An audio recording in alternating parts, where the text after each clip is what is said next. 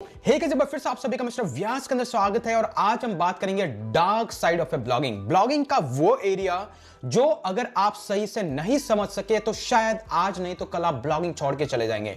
और जितने भी आपको सक्सेसफुल ब्लॉगर दिख रहे हैं उन्होंने शायद इस चीज को बहुत ही पहले अंडरस्टैंड कर लिया था, जिसकी वजह से आज हर कोई एक सक्सेसफुल ब्लॉगर है।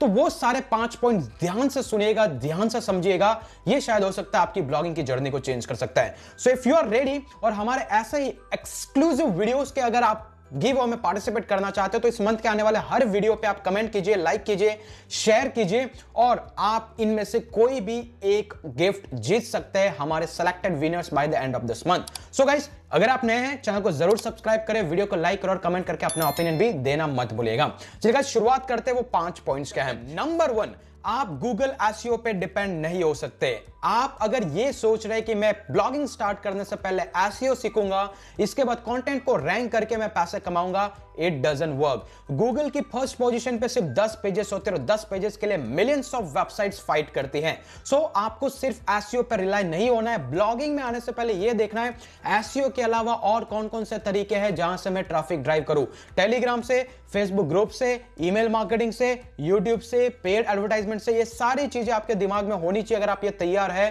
तभी ब्लॉगिंग स्टार्ट करें।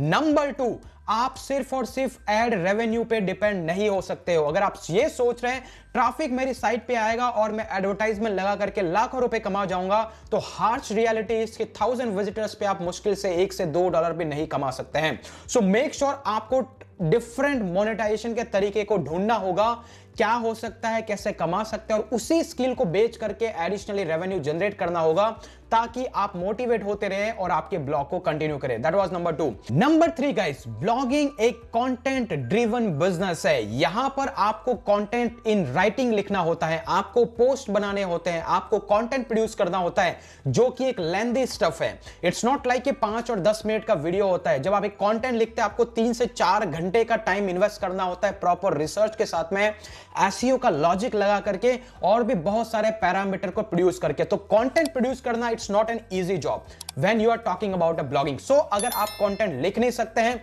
अगर आपको ऐसा लगता है कि मैं ज्यादा से ज्यादा कंटेंट प्रोड्यूस नहीं कर सकता हूं, तो ये एक कंटेंट ड्रिवन बिजनेस है और स्लो ग्रोइंग बिजनेस। ये धीरे धीरे ग्रो होता है। सो इस माइंडसेट के साथ ही आप यहां पे आए, अदरवाइज आपके chances of getting success will be very low. बात करते हैं गाइस नंबर 4। नंबर 4 ये है गाइस कि ये फिर से मैं उसी पॉइंट को फोकस करूंगा, ये कंटेंट ड्रिवन बिजनेस है और इस बिजनेस के आप जितना ज्यादा कंटेंट प्रोड्यूस करेंगे उतना ही ज्यादा अर्निंग की पॉसिबिलिटी है। कंटेंट ज्यादा प्रोड्यूस करना मतलब ऑल द टाइम नया कंटेंट इंट्रोड्यूस करना नहीं है। इसका मतलब एग्जिस्टिंग कंटेंट को भी मार्केट के चेंजेस के हिसाब से आपको अपडेट करना पड़ेगा।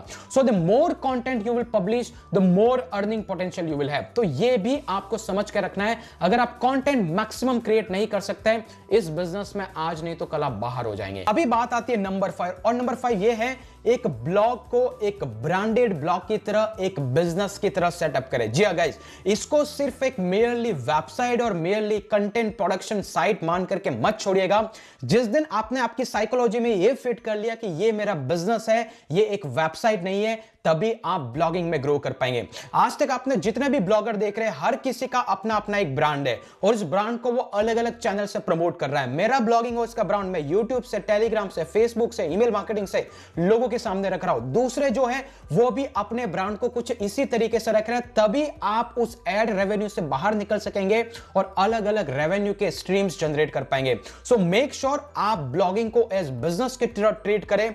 ब्लॉग को सेंटर में रख के आपकी सारी ऑडियंस को इस ब्लॉग की तरफ भेजें और वहां पे उसको मोनेटाइज करें। तो गाइस, अगर आपने ये सारे 5 पॉइंट अगर आप नहीं समझते हैं या फिर इसको करने के लिए तैयार नहीं है, तो मैं सजेस्ट करूंगा कि आप ब्लॉगिंग स्टार्ट ही ना करें।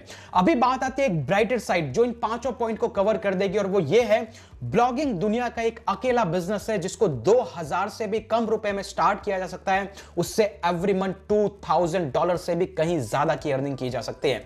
आपके सामने एक लिविंग एग्जांपल, मैंने जब ब्लॉग स्टार्ट किया था, मैंने इसको एज एन बिजनेस की तरह स्टार्ट किया था। आज मैं every month $5,000 to $6,000 same strategy, same blog और सारी मल्टीपल रेवेन्यू स्ट्रीम्स के थ्रू जनरेट करता हूं। सो मेक श्योर आप ब्लॉगिंग को अगर जानना चाहते हैं, इसको सीखना चाहते हैं, तो हमारी 9 डेज की फ्री ट्रेनिंग को जरूर ज्वाइन कीजिएगा। वो बहुत ही जल्दी, मे भी हो सकता है आने वाले 3 दिनों के अंदर, वो 9 डेज के video free blogging mastery course में कन्वर्ट होने वाली है, जिसका लिंक आपको डिस्क्रिप्शन में मिल जाएगा। सीखिए ब्लॉगिंग, तरीके से सीखिए और फिर स्टार्ट कीजिए। सो मेक श्योर गाइस, आप ब्लॉगिंग में आने से पहले इन सारे पर्सपेक्टिव को डेफिनेटली क्लियर कीजिएगा। इसके बाद एसईओ ऑन ऑल दो स्टफ पे फोकस कीजिएगा। आई होप गाइस कि आपको ये वीडियो पसंद आया होगा। मेक श्योर आप ऐसा ही वीडियोस के लिए चैनल को सब्सक्राइब कीजिए, वीडियो को लाइक कीजिए और कमेंट करके अपने ओपिनियन बताइएगा आपको ये वीडियो कैसा लगा और फ्यूचर में आप एग्जैक्टली ब्लॉगिंग में क्या करना चाहते हैं। आज के लिए इतना ही, फिर मिलेंगे अगले वीडियो के अंदर। तब तक के लिए जय हिंद, जय भारत।